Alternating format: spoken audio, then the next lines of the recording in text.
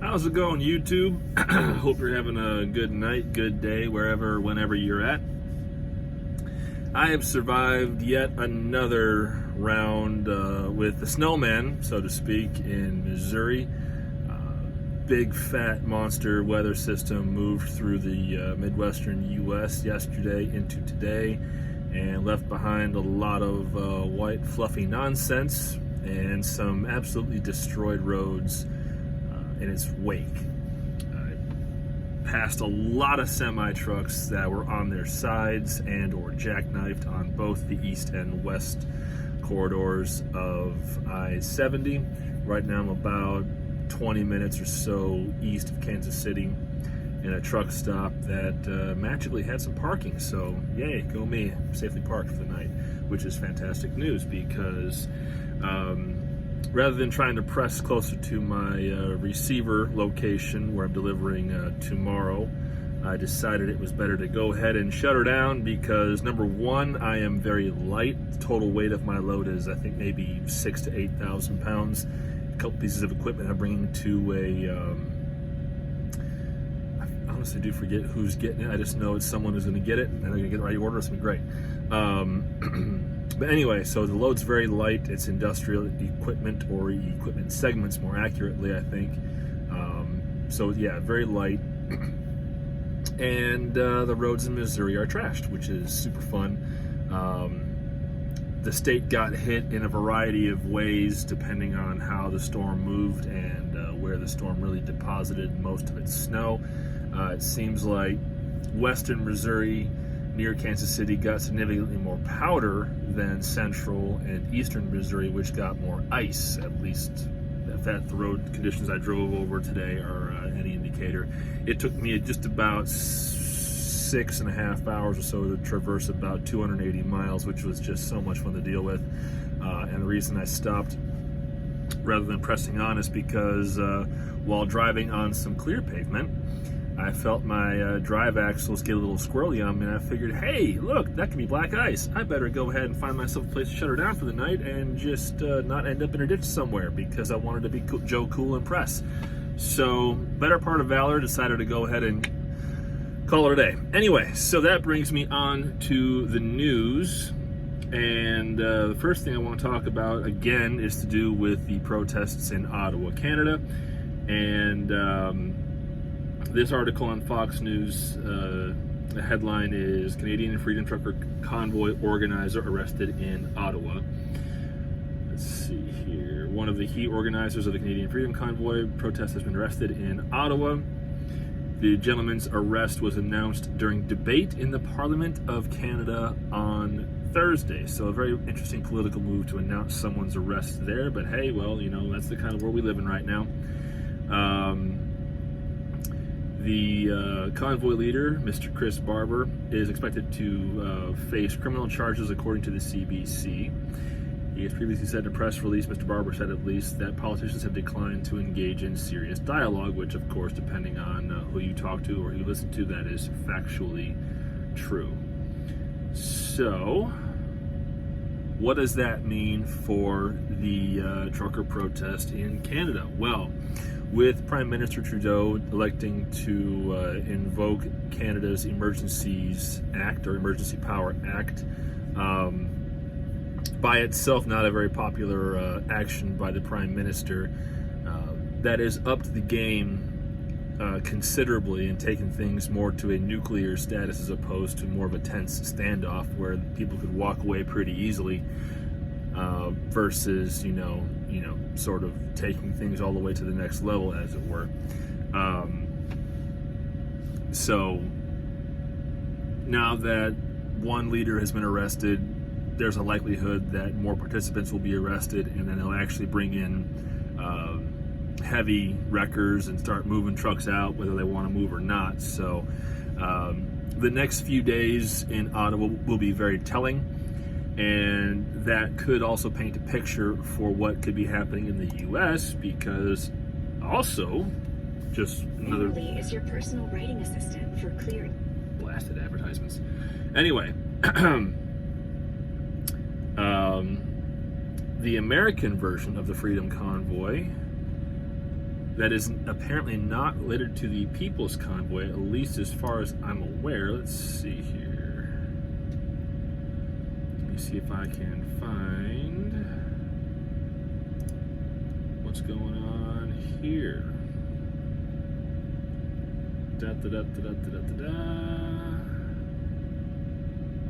Okay, so this appears to be another group that has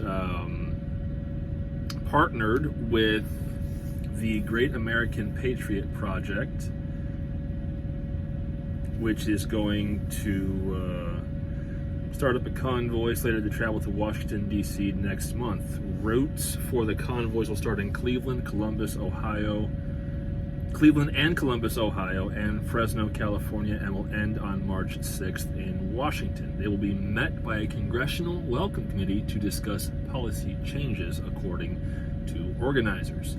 So, this is a political action committee that is behind this particular element of an American trucker protest, which I find pretty interesting because it seems like the People's Convoy doesn't have this level of support, so to speak, and is far more a grassroots, or more closely associated with a grassroots organization than a really powerful political action committee. So, how these two groups end up collaborating will be interesting to see, but because of the divisive nature of the mandates that are being protested, and because of the fact that so many things are winding down, how these American protests are received will be interesting, because they will be passing through municipalities and areas that will support them very strongly, as well as oppose them quite likely as well. So a lot of interesting stories should be happening over the next couple of weeks, depending on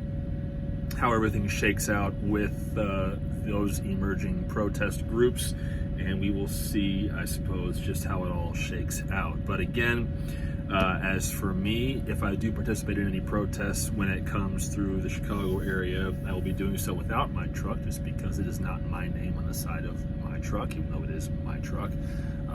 It does not belong to a company, it does belong to me. I am financially responsible for it as an owner-operator, but it is not my name or my operating authority on the side of the vehicle itself. So I keep harping on this point, because the actions that we as truckers take in the next few weeks will be, they do have the potential to expose us individually and collectively to serious financial and legal risk, as well as repercussions, depending on who decides to array themselves against the trucker protests in the U.S. and how much clout they have to actually wield legal power against the truckers and so forth that are participating in these protests. There's also the wild cards of Antifa and whoever else who decides they want to take a piece of the action under their own hands and make some mess on their own. There's almost certainly going to be some bad apples trying to provoke truckers into spouting off so they can blame the trucker, because how often have we seen it in professional sports, whether it's hockey or basketball, NASCAR, and of course the NFL. Whenever someone does something wrong, it's usually the retaliation that gets the flag thrown on it. I mean, how many unsportsmanlike conduct penalties just this past season in the NFL were for the initial action by one player against another? How many of them were for the player aggrieved retaliating against the player who grieved them, so to speak? I mean, yeah, hockey may have a 2-minute penalty for instigating, but that's hockey. Hockey's a totally different sport, and because of how things work in every other sport, usually the retaliation gets the most attention, whereas the initial infraction is ignored. So in this case, the likelihood of bad actors trying to be the instigators in order to get the police or whoever else to pay attention to the person retaliating against them, the instigator, that's going to be a very crucial factor that we as truckers need to be aware of, that people will be trying to provoke us into an action that we cannot escape the blame for. And so, because I'm seeking to avoid putting the company I'm leased on with in any form of exposure regarding these protests, which is why I have never specified who I drive for in any of my videos, because I don't want to expose them to any, unnecessary repercussions if someone decides they want to be unhappy with a video I post or whatever. Keeping my vehicle, my truck, and of course the company's trailers and so forth away from any protest is not only is it to my personal advantage because it now keeps my equipment away from situations where it could be impounded, damaged, placed out of service for whatever reason by law enforcement, put a boot on it, or vandalized, set on fire, whatever. Keeping my equipment out of harm's way is to my personal advantage, even though it would send a stronger message if I brought my truck to a protest.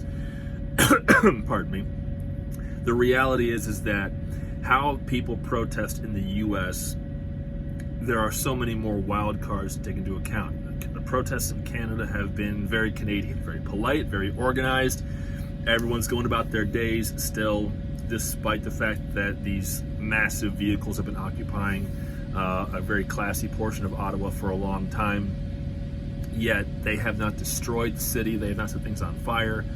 They have not, looted or vandalized or been, extraordinarily misbehaved. Whereas in the States, there are enough hothead truckers who might do something stupid and set the whole thing off, as it were, as well as there are a lot of other hothead groups, whether they support the truck drivers or are opposed to the truck drivers, that could try to ignite a powder keg on their own by setting off, some kind of counter protest that turns violent, that turns dangerous, that begins to cause significant property damage. Those are risks that in the States I think we are more prone to, because in the States we have a lot of idiots. It hurts to say it, but it's also factually true. There's a lot of stupid people in the U.S. who are going to try to make a good situation into a bad one because they feel they are correct to do so.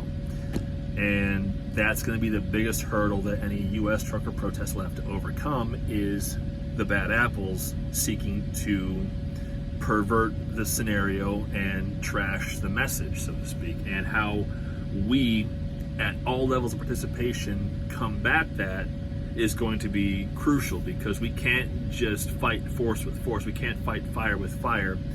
We have to approach it from a completely different angle, which is remaining peaceful, remaining orderly, and not succumbing to the strong desires or temptations to really let some snot rag have it, tell them to get a job or whatever. So there is that. Anyway, that's all I've got for today. Hope you guys are staying safe. All my fellow drivers out there, if you've been hit by the weather or you're in the weather situations, I hope you're in safe parking. I hope your trucks are okay, your trailers are okay, you don't have frozen fuel lines or gelled fuel, and I hope you've got plenty of food and supplies if you're stuck somewhere because the snow hit hard enough you just can't move because it's not safe to do so.